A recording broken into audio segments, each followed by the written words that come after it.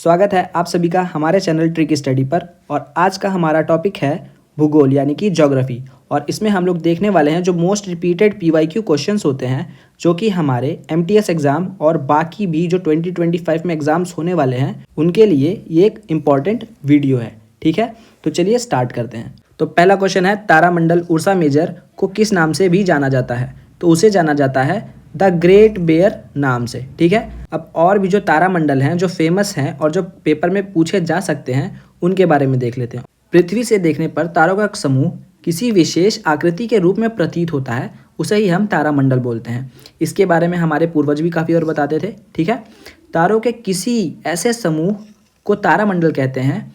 इन तारामंडलों का नामकरण उनकी आकृति के आधार पर भी किया गया है। ठीक है, तो अभी हम लोगों ने पढ़ा उर्सा मेजर के बारे में, ठीक है, जिसको द ग्रेट बियर भी बोलते हैं। अब उसके अलावा Ursa Major, Ursa Minor, Orion, Cygnus, Hydra, ये सारे इंपॉर्टेंट तारामंडल हैं जो हमारे पेपर में पूछे जाते हैं। ठीक है, नेक्स्ट क्वेश्चन पर चलते हैं। निम्नलिखित में से कौन सा आंतर्जनिक बलों का एक उदाहरण है? तो अंतर्जनिक बल मतलब जो बल पृथ्वी के अंदर से आए उसे अंतर्जनिक बल बोलते हैं। तो वो कौन सा है? वो है पर्वतों का निर्माण। ठीक है, भूपर पट्टी को मेंटल से अलग करने वाली रेखा क्या कहलाती है? तो उसे बोलते हैं मोह असंबद्धता। अब देख लेते हैं कि भूपर पट्टी, मेंटल, ये सब किसका भाग होते हैं। तो चलिए देखते हैं। जो हमारे पृथ्वी का आंतरिक भाग है वो 3 भागों में विभाजित किया गया है। पहला है क्रस्ट, दूसरा है मेंटल, तीसरा है कोर। ठीक है, जो सबसे बाहरी और सबसे पतली परत होती है उसे क्रस्ट बोलते हैं, जो बीच की परत है उसे मेंटल बोलते हैं, और जो सबसे नीचे वाली परत है उसको कोर बोलते हैं। हमारा क्वेश्चन अगर इससे पूछता तो हम लोग इसको जान लेते, इसको और एक्सप्लेन कर देता, पर ये वीडियो एमसीक्यू का है तो उसमें इतना एक्सप्लेनेशन पॉसिबल नहीं है। तो आप लोग एक बार इसको पढ़ लीजिएगा। हमारा क्वेश्चन पूछा है कि पृथ्वी की परतों के बीच की असंबद्धता से, तो उसके हिसाब से जो ऊपरी और निचली भूपर पट्टी के बीच आती है उस असंबद्धता को कॉनरोड बोलते हैं। जो दूसरी होती है भूपर पट्टी और मेंटल के बीच में, जो हमारा क्वेश्चन था, उसे मोहो बोलते हैं। जो ऊपरी और निचली के बीच में होती है उसे रेप्टी बोलते हैं। जो मेंटल और बाहरी कोर के बीच में होती है उसे गुटनबर्ग बोलते हैं। और जो आंतरिक और बाहरी के बीच में होती है उसे लेहमैन बोलते हैं। ठीक है, आई होप आपको समझ में आया होगा। अगले क्वेश्चन पर चलते हैं। निम्नलिखित में से कौन सी एक अवसादी चट्टान नहीं है? तो वो कौन सी है? ग्रेनाइट है। अब चट्टानों के बारे में जान लेते हैं। चट्टानें 3 प्रकार की होती हैं, आग्नेय चट्टानें, अवसादी चट्टानें और रूपांतरित चट्टानें। आग्नेय चट्टानें मैग्मा या लावा के ठंडा होने पर बनती हैं। अवसादी चट्टानें जो पानी, हवा या बर्फ द्वारा जमा अवसादों के जमने से बनती हैं। ठीक है, और रूपांतरित चट्टानें जो पहले से मौजूद चट्टानों के उच्च तापमान और दबाव के कारण बदलने से बनती हैं। तो आग्नेय चट्टानों का उदाहरण क्या है? Granite, basalt. अवसादी चट्टानों का उदाहरण क्या है? बलुआ पत्थर, चूना पत्थर। और रूपांतरित चट्टानों का उदाहरण क्या है? संगमरमर और ग्नीस। होप है आपको समझ आया होगा। नेक्स्ट क्वेश्चन पर चलते हैं। तो ये जितने क्वेश्चंस भी आप देख रहे हैं वो हमने लिए हैं अग्रवाल एग्जाम कार्ड की बुक से, जिस पर अभी न्यू ईयर सेल आया हुआ है, जिस पे आपको फ्लैट 28% ऑफ मिलेगा और उसके ऊपर से एक्स्ट्रा 15% ऑफ मिलेगा। लेकिन ये सेल सिर्फ 31 दिसंबर तक है, तो आपको आज या कल में इसको लेना पड़ेगा क्योंकि ये ईयर एंड सेल है। न्यू ईयर से पहले आपको इसको परचेज करना पड़ेगा। और ये सिर्फ अवेलेबल होगा आपको एग्ज़ाम कार्ड की साइट पे www.examcard.in पे। ये बुक्स अलग अलग एग्ज़ाम्स के लिए अवेलेबल हैं, जैसे एसएससी, रेलवे या किसी भी कॉम्पिटिटिव एग्ज़ाम की आप तैयारी करते हैं तो उसके लिए आप इसे ले सकते हैं। वे ज्वालामुखी जो बहुत लंबे समय से उद्गित नहीं हुए हैं लेकिन भविष्य में उद्गारित हो सकते हैं, उन्हें क्या कहा जाता है? तो मतलब ऐसे वॉल्केनो जो बहुत टाइम से इनएक्टिव है, मतलब सक्रिय नहीं हुए हैं लेकिन भविष्य में वो सक्रिय हो सकते हैं, तो उन्हें बोलते हैं प्रसुप्त ज्वालामुखी। ठीक है, प्रसुप्त ज्वालामुखी। विलुप्त ज्वालामुखी वो ज्वालामुखी जो गायब हो चुके हैं। सक्रिय जो आज भी सक्रिय हैं, जहां आज भी ज्वालामुखी विस्फोट होता है, उन्हें सक्रिय बोलते हैं। ठीक है, अब नेक्स्ट क्वेश्चन पर चलते हैं। इसमें से कौन सा भूकंपीय तरंगों का एक प्रकार है? तो भूकंपीय तरंगों का प्रकार कौन कौन से प्रकार होते हैं वो हम लोग जानेंगे, लेकिन इस क्वेश्चन का आंसर होगा पी तरंग। ठीक है, अब जान लेते हैं कि कौन कौन से प्रकार होते हैं। भूकंपीय तरंगें 4 प्रकार की होती हैं। ठीक है, कौन कौन सी? प्राथमिक मतलब पी तरंग, द्वितीयक मतलब एस तरंग, और रेले और लव तरंग। पी और एस तरंगों को शरीर की तरंगें भी कहते हैं। ठीक है, तो मेनली 4 कौन कौन सी हैं? पी, एस, रेले और लव। ठीक है, नेक्स्ट क्वेश्चन पर चलते हैं। यदि मृदा में सूक्ष्म कणों का अनुपात उपेक्षाकृत अधिक हो जाता है तो उसे कौन सी मृदा कहा जाता है? तो उसे बोलते हैं मृणमय मृदा। अब मृदा मतलब मिट्टी। अब मिट्टी के बारे में कुछ चीजें देख लेते हैं। भारत में मिट्टी के कई प्रकार होते हैं, इसमें से कुछ प्रमुख प्रकार ये रहे, ठीक है। कौन कौन से हैं? जलोढ़ मिट्टी, काली मिट्टी, लाल मिट्टी, लेटराइट मिट्टी, पर्वतीय मिट्टी, सूक्ष्म मिट्टी, लवणीय या क्षारीय मिट्टी और जैविक मिट्टी, जिसे हम लोग पीट मिट्टी भी बोलते हैं। तो क्वेश्चन ये आ सकता है कि ऐसी कौन सी मिट्टी है जिसे पीट मिट्टी भी कहा जाता है? तो जैविक मिट्टी, ठीक है। ऐसी कौन सी मिट्टी है जिसे क्षारीय मिट्टी कहा जाता है? तो उसे लवणीय मिट्टी भी बोल सकते हैं, ठीक है। नेक्स्ट क्वेश्चन पर चलते हैं। किसी भी क्षेत्र का दाब पवन किस पर निर्भर करता है?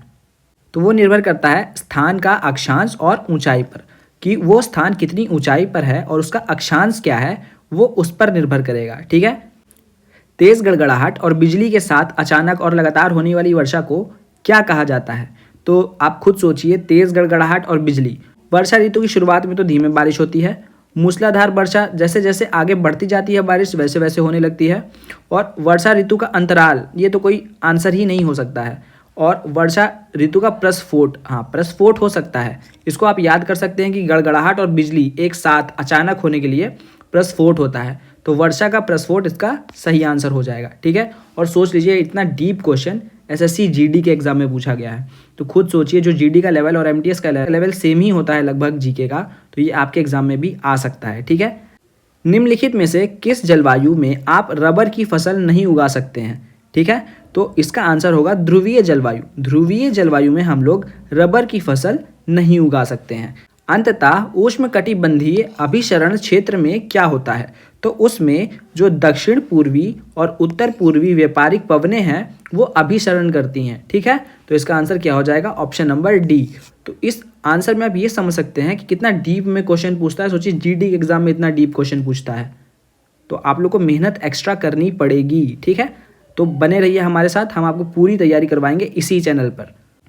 किन दो देशों में मृत सागर की सीमा लगती है? तो जो डेड सी है, जिसको डेड सी भी बोलते हैं, वो किन दो देशों की सीमा से लगती है? तो इसका आंसर हो जाएगा इजराइल और जॉर्डन। जो डेड सी है वो इजराइल और जॉर्डन की सीमा से लगती है। गर्म महासागरीय धाराएं किसके निकट उत्पन्न होती हैं और ध्रुवों की ओर गतिमान होती हैं? तो वो उत्पन्न होती हैं भूमध्य रेखा के पास और ध्रुवों की ओर गतिमान होती हैं। नेक्स्ट क्वेश्चन पर चलते हैं।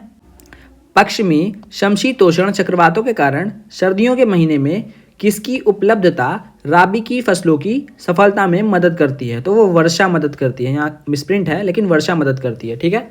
नेक्स्ट क्वेश्चन पर चलते हैं। कौन सी पर्वत श्रृंखला साइबेरिया पवनों को भारत में प्रवेश करने से रोकती है? तो वो है हमारी हिमालय की पर्वत श्रृंखला, ठीक है। नेक्स्ट क्वेश्चन पर चलते हैं। बड़ी संख्या में गहरी गलियों या घाटियों वाले क्षेत्र को कहा जाता है, तो उसे क्या कहा जाता है? उसे कहा जाता है बैडलैंड स्थलाकृत, या फिर इंग्लिश में बोलते हैं बैडलैंड टोपोग्राफी, ठीक है। नेक्स्ट क्वेश्चन पर चलते हैं। किसी पर्वत के प्रतिपवन दिशा में स्थित शुष्क भूमि के क्षेत्र को क्या कहते हैं? तो उसे क्या कहा जाता है? तो उसे कहा जाता है वर्षा वंचित क्षेत्र। ऐसा क्षेत्र जहां पे वर्षा पहुंच ना पाए उसे बोलते हैं वर्षा वंचित क्षेत्र, ठीक है। नेक्स्ट क्वेश्चन पर चलते हैं। निम्नलिखित में से कौन यूरोप में सबसे लंबी नदी है? तो यूरोप की सबसे लंबी नदी कौन सी है? तो यूरोप की सबसे लंबी नदी है वोल्गा नदी, ठीक है। तो यूरोप को वोल्गा से याद कर सकते हैं। विश्व की सबसे गहरी झील कौन सी है? तो वो है हमारी बैकाल झील, ठीक है। ये भारत की कुछ प्रमुख झीलें हैं जिन्हें मैं आपको होमवर्क दे रहा हूँ कि आपको याद करना है, ठीक है। तो मैं कुछ इंपॉर्टेंट को मार्क कर देता हूँ, वो ज़रूर याद कर लीजिएगा। जैसे जो डल झील है जम्मू कश्मीर में, एक आपकी चोलुमू झील है सिक्किम में, पुलिकट झील है तमिलनाडु आंध्र प्रदेश में, कोलेरू झील है एक आंध्र प्रदेश में, और आपका यहाँ पे सांभर झील राजस्थान में मोस्ट इंपॉर्टेंट है ये, ठीक है। वेम्बनाड झील केरल में जो है, चिल्का झील जो उड़ीसा में है, लोकटक झील जो मणिपुर में है, और एक है आपकी टिकटिका झील जो पेरू बोलीविया में है। ये सारी झीलें बहुत इंपॉर्टेंट है। और सुपीरियर झील तो याद ही रखनी है आपको कि अमेरिका और कनाडा में है। कैस्पियन सागर झील पूछ लेता है कहाँ पर है, तो रूस तथा ईरान में स्थित है, ठीक है। नेक्स्ट क्वेश्चन पर चलते हैं। कौन सा जल मार्ग अटलांटिक महासागर और प्रशांत महासागर को जोड़ता है? तो वो कौन सा जल मार्ग है? तो वो है पनामा नहर।